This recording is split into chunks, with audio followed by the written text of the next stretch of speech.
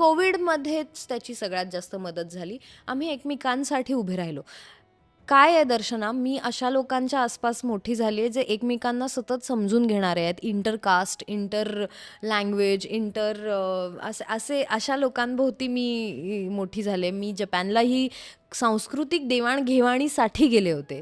So माझ्यासाठी cultures expressing and coming together and sharing हे माझ्यासाठी ब्रीदवाक्य आहे. तुम्ही जर त्यालाच जर घालणार असाल किंवा त्याच्याकडे जर असं ह्यानी बघणार असाल तर एक तर मी प्रेमात पडले ते माणूस आणि त्याची भाषा बघून नाही. तो कसा आहे, त्याचं माझं काय मॅच होतं आहे, माझा काय कम्फर्ट आहे, त्या हिशोबाने मी प्रेमात पडले. म्हणजे त्या परिस्थितीसाठी ते योग्य होतं. आणि पुन्हा कोविडच्या दरम्यान माझे वडील गेले तेव्हा तो होता कायम आणि त्याची साथ होती.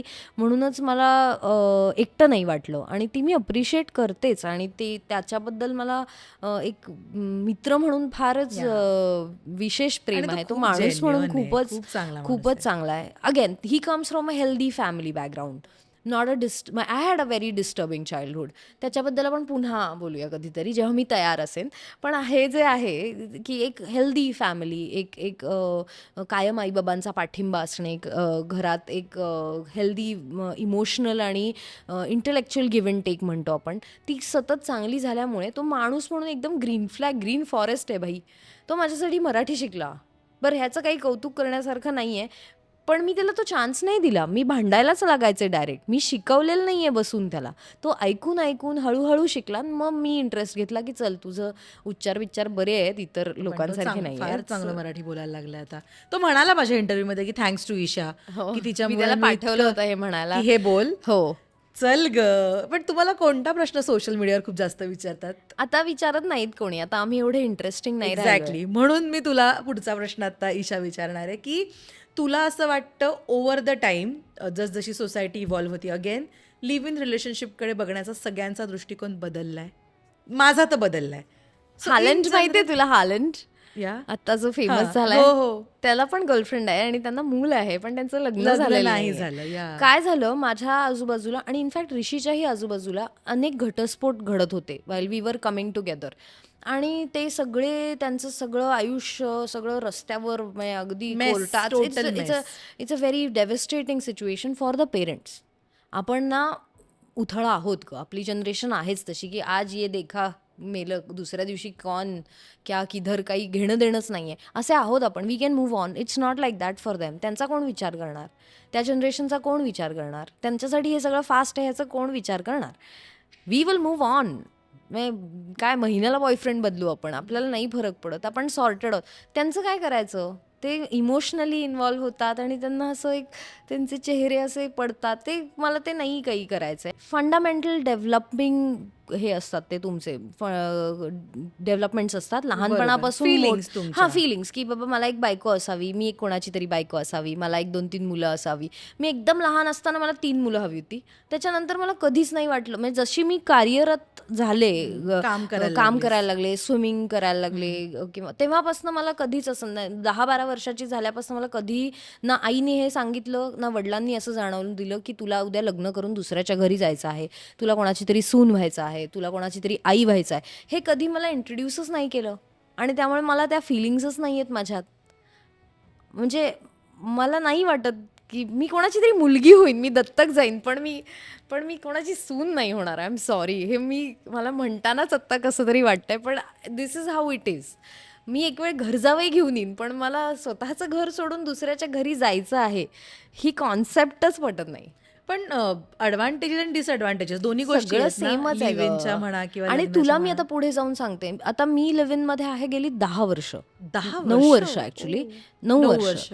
आणि परवा मी अॅनिव्हर्सरी विसरलो बाय द वे. हे असं होतं लग्न ह्यासाठी करावं की तुम्हाला अॅनिव्हर्सरी लक्षात राहील. तो एक सोहळा होतो, सगळे जवळचे एकत्र येतात, त्याचं emotional value to it. But at the same time तुमचे LIC पॉलिसीज, क्लेम्स, ह्या सगळ्या गॅस, you have a nominee for ह्या सगळ्यासाठी लग्न करावं. ईशा, मला तुला खूप अप्रिशिएट करावं असं वाटतं चल की गं. तू खरंच हे खूप ओपनली बोलतेस ह्या गोष्टींबद्दल, हो. Because see this is very personal. मी आता तुला विचारलं, आपली मैत्री आहे म्हणून हो, तू मला हो. हे सांगतेस, पण हे खूप जास्त पर्सनल आहे. याबद्दल बोलायला कोणी धजत नाही. नाही. हे खूप अप्रिशिएट करण्यासारखं आहे की तू इतकं बिनधास्तपणे हे सांगतेस आणि you are okay with it, की दिस इज माय लाईफ आणि I will decide how to enjoy it Yeah. किंवा how to live it, right?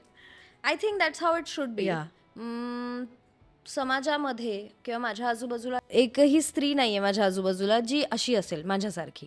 त्यामुळे आता जेव्हा मी मोठी होऊन इतर माझ्या भावंडांना बघते किंवा ते जेव्हा माझे दादा लोक किंवा बहिणी ज्यांची मुलं आहेत वगैरे, ते जेव्हा माझ्याकडे मला विचारतात काय मग लग्न कधी वगैरे, तेव्हा मी त्यांना, जे आता पालक आहेत बाय द वे, ज्यांना मुली आहेत मुलं आहेत, त्यांना मी असं विचारते की तुमच्या आजूबाजूला एखादी स्त्री अशी नको का की जिच्या टर्म्सवर आयुष्य जगते. You know, everybody cannot be from the same box. Same box, Someone has to be different, and my life, personal life, gave me that opportunity and made me different. I think differently. I'm the ugly duckling असं म्हणूया आपण. आणि मी कायमच ते होते. मला अभिनय क्षेत्रात आले म्हणून मी वेगळी असं नाही आहे. मी लहानपणापासूनच थोडीशी एकलकोंडी, थोडी वेगळी होते. माझ्या आवडीनिवडी वेगळ्या होत्या. मी अशी मुलींसारखी, मला ते मॅनर्स आणि एटिकेट्स नव्हते. मी हॅ होते कारण मी मुलांमध्ये लहानाची मोठी झाले. So it took me some time to become that female, but at the same time I don't want to be that every other female that you see outside.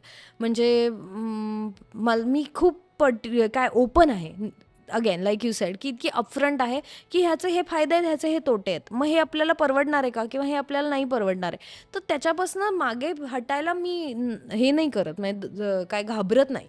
I am living my life on my own terms, terms, yeah. आणि I am happier like this rather than living it under the societal pressure की मला हे करायचं आहे, मला ते करायचं. मला परदेशी सेटल व्हायचं होतं. इनिशियली तसंच शिकवलं गेलं होतं की चला आता शिका आणि मग आउट ऑफ इंडिया सेटल व्हा वगैरे. I chose to live in my country. I want to live in my country. म्हणजे माझं खूप प्रेम आहे माझ्या देशावर. ते कसा का असेल, कसे का लोक असे ना, they are full of love. त्यांचं डोकं कमी असेल मे बी, पण ते इमोशनल आहेत. Yeah. They are fools. They are like any other Bollywood movie. They are all emotional fools. So मला असं वाटतं की मी त्यांच्याबरोबर राहावं, इथेच राहावं आणि माझ्या टर्म्सवर राहावं, आणि माझा देश मला राहू देणार ह्यावर माझा विश्वास आहे. रादर अरे रावी आहे माझी ही, की मीही अशी जगणार आहे. So it's up to you to accept me or not to accept me. Wow. Yeah. आता तू हे म्हणालीच आहेस, त्याच्या पुढचा प्रश्न विचारू की नको? हा मला प्रश्नच आहे, पण मी विचारते. तू नको घाबरूस, तू विचार. नाही नाही, of course. Isha, given a chance, जर किंवा तुला कधी असं वाटलं की ही एखादी सवय बदलावी मी स्वतःची, तर तुला काय बदलायला आवडेल तुझ्यातलं? खूप. हो? सकाळी उठण्याच्या नो वेळेपासून no, I am talking about the nature, स्वभाव. सवयी तर त्या सुटतात, आय थिंक नवीन मी येतात. थोडंसं, जेव्हा मला काही गोष्टी पटत नाहीत कामाच्याच ठिकाणी तेव्हा मी त्याच्याबद्दल खूप अपफ्रंट नाही राहिलं पाहिजे. अगेन तोही अप्रोच माझा इतका मुलांसारखा आहे की मुलांनी परखडपणे वागणं ॲप्रिशिएट होतं, मुलीने वागणं नाही होत. तिने जरा समजून घ्यावं ना, तिने जरा उद्धट वाटतं. उद्धट वाटतं. पण आता त्यासाठी मला तुम्हाला लहानपणात न्यावं लागेल, माझ्या त्या गोष्टी बदलाव्या लागतील आणि मग परत यावं लागेल.